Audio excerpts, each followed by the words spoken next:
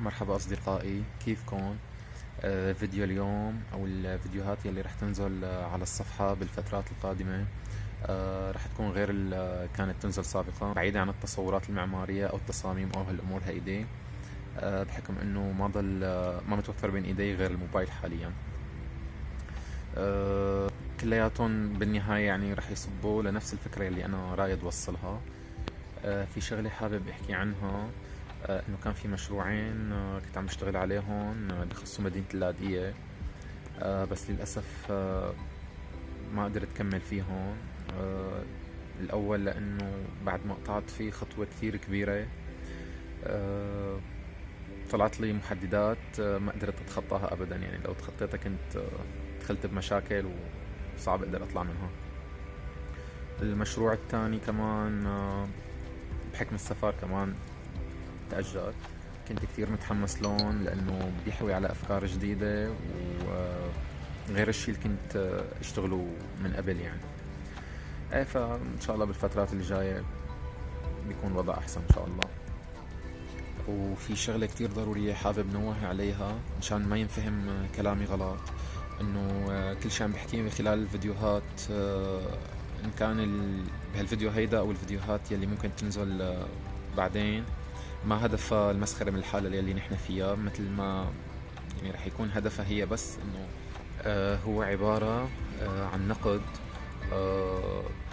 للشيء اللي نحن عم نعاني منه بمدينة اللاذقية حصرا، لنحدد فيها الأخطاء ولحتى نطلع يعني بحلول نقدر نستفيد منها، نشوف تجارب الغير وين يعني العالم وين صارت ونحن وين لساتنا. وممكن يوصل الفيديو لجماعة المحافظة أو البلدية، ممكن يشوفوا خيو إذا ما أنهم قادرين يطلعوا من اللاذقية ممكن يشوفوا الفيديوهات ويعني يحسوا على حالهم شوي، يشتغلوا شوي للمحافظة.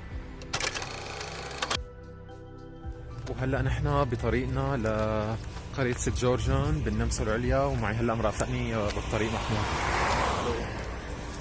طبعا هون هي مدخل الضيعة، وهلا داخلين على الضيعة. هون مثل ما ملاحظين انه عندي هون صاير ممر المشاة وهون ممر للسيارات. طبعا هون بنشوف الخط المرسوم منتصف الشارع، انه ولا سيارة بتتخطى ابدا، كل واحد وحدوده. حتى لو كان الشارع فاضي مثل ما ملاحظين كل واحد والحدود تبعيته، لا ان كان مليان ولا ان كان فاضي. طبعا هلا هون في عنا اشارة مرور مؤقتة، وهي لوحات الحفريات. طبعا السير ما بينقطع وفي تنظيم سير. هلا بنشوف إشارة المرور المؤقتة، هي بتنشال وبتنحط مانا ثابتة.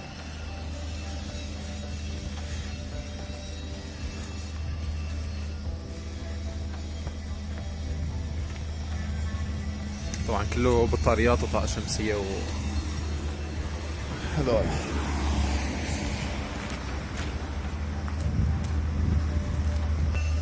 هون صيانة عامة للبنية التحتية الموجودة، ما في شي بداية للسيارات أبدا.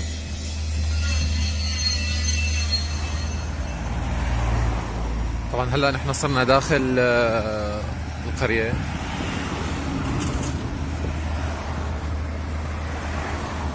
وبطريقنا للشارع الرئيسي جواتها. وهي إشارة مرور تانية كمان مؤقتة، يعني هيدا الطريق صاير عليه كمان عمل صيانة. طبعا هو مثل اللاذقية تماما، لما بصير صيانة اخوه نفس الشيء، بيحطوا كمان إشارة مرور وبيحطوا الحواجز وإجراءات السلامة للسيارات وللمارة، فما فرق عني بشيء أبدا. طبعا في بين مثلا كل 50 متر في مقعد للاستراحة. وحلاوتهم الشوارع عندهم انه هون كله اشجار، بغض النظر على انه قرية، بس حتى بالمدينة في نفس الشيء. ما كل المدن بس اغلب المدن فيها نفس الشيء.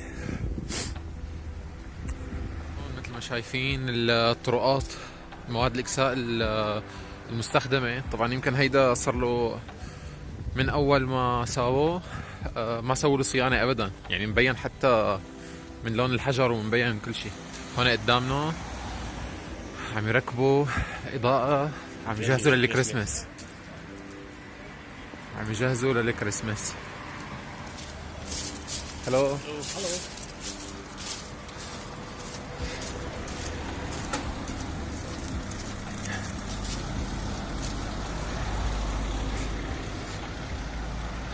طبعا مثل ما شايفين هون الشوارع كلياتها نظيفة، ما في غير ورق الشجر يعني، وكل كم يوم تجي السيارة وبتنظفهم.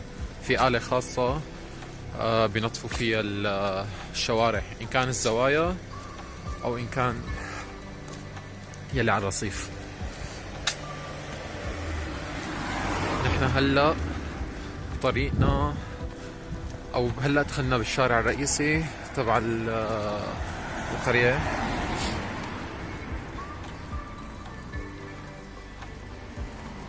هيدي الباركينجات عندهم اياها، ممنوع شي يصف على السكة، كله على الرصيف ومسوين له اماكن مخصصة يعني. هون نقشته راسمين له اياها نقشة خاصة بزاوية ليصفوا السيارات تبعونا، ممنوع شي ينزل على السكة او على الشارع.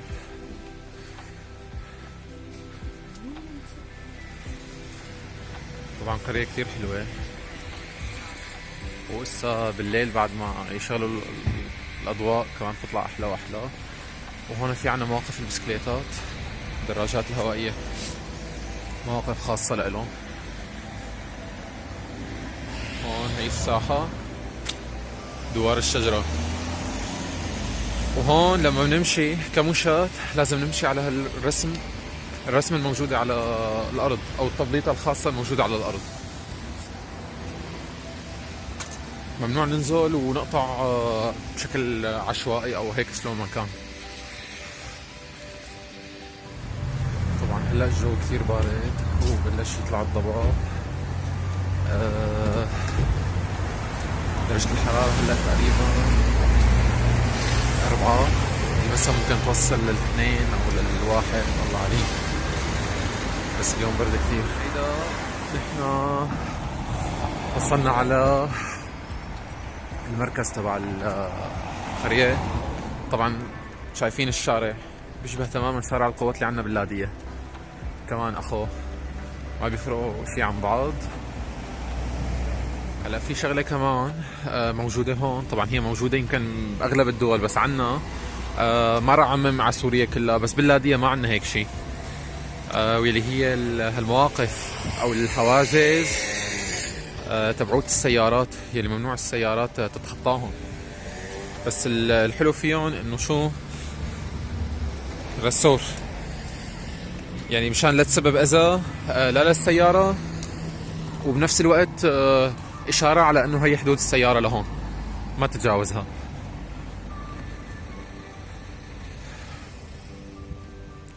عنا كذا وحدة منهم لقدام،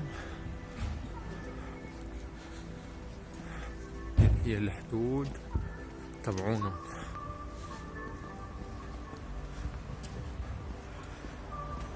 الشوارع نظيفة كلياتها. طبعا هون لما اي حدا بده يقطع للجهة الثانية اجباري لازم يمر من هالطرقات، عندهم احترام القوانين، يعني شيء كتير مقدس.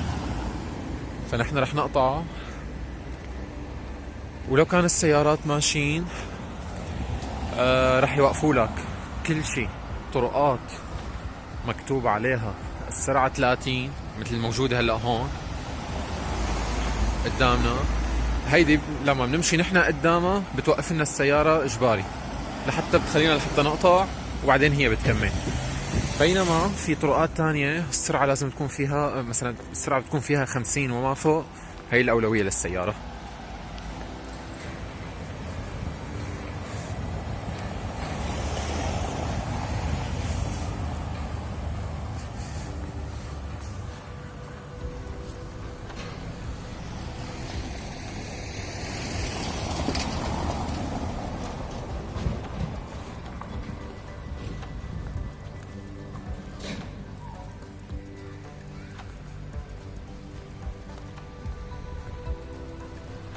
ممكن حدا هلا يطلع ويخطر له سؤال يقول انه ليش الضيعة فاضية ما فيها غير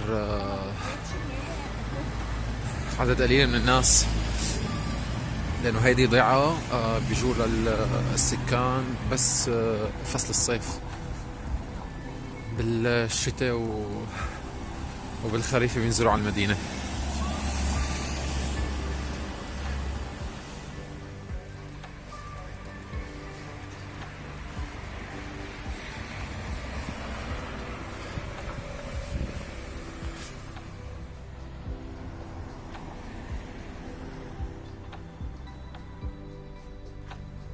وبالنهاية بعرف انه الحكي لحاله ما بجيب نتيجة، وانه ايد وحدة لحالها ما بتصفي، بس نحن علينا كطلاب سابقا وكمهندسين حاليا او اطباء او معلمين او انه نجتهد ونسعى، عسى ولعل بيوم من الايام يعني نقدر نوصل للشيء اللي نحن بدنا اياه نوصله ببلدنا. ممكن هلا تطلع مجموعة من العالم يقولوا انه من كل علك هيك بدنا نصير وهيك وبعمرنا ما بنصير وعمرنا لا، انا ما عم بحكي انه بدنا نصير انه او شو لازم نصير، لانه بكير اسا على هالكلمة. نحن بالاول لازم نكون، وبس نكون بنفكر يبقى شو نصير. سلام.